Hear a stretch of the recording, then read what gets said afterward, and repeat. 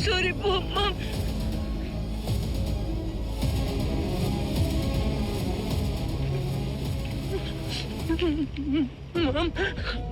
Ma'am. Ma'am, sorry po. Diyos ko! Tulong! Tulungan niyo po ako! Tulungan niyo po kami! Tulong! Tulong! Ma'am, babalik po ako. Nandali lang po, babalik po ako. Hingi lang po ako ng tulong, ma'am. Nandali lang po, mama. Nandali lang, ma'am. Tulong! Tulong! Tulong po!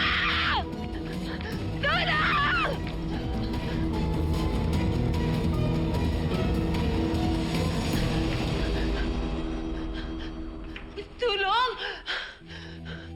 Tulong!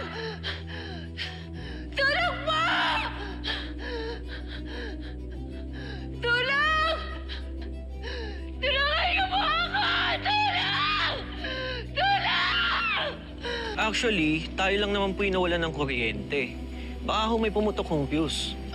Lina, i-check natin yung generator at nang kakahiya sa mga guests.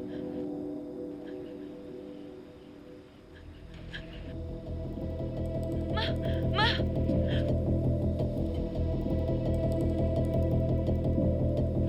Ma'am Ana! Carol! Carol!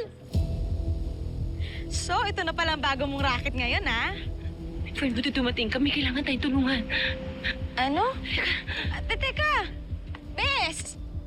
Bes, teka lang. Ano ba nangyayari? Sino ba tutulungan natin? Saan tayo pupunta? Oh my God! Is she dead? Wala na akong maramdamang pulso. Wala na, patay na siya, Mami. Ano ang nangyari sa kanya? Aba, hindi ho namin alam. Nadaan na lang namin to dito. Tama ka, Di. Wala na siyang pulso. Oh my God! Patay na siya! Mag-report ka sa may-ari na resort. Sa tumawagan na rin ng pulis. Sige, okay. Miss! Miss! Miss! Di ba empleyado ka rito? Ikaw na kaya tumawag ng pulis?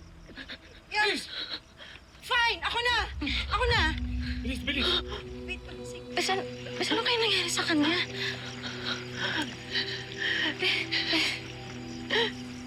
Hindi ko sinasadya. Hindi ko sinasadya. Aksidente yung nangyari. Lasing kasi siya. Sinaktan niya ako. Hindi ko alam kung ano nangyari, pero kasalanan ko. Bes, anong pinagsasasabi mo?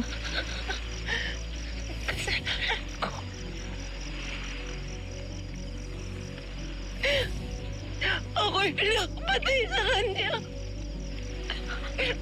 Pinatay ko siya.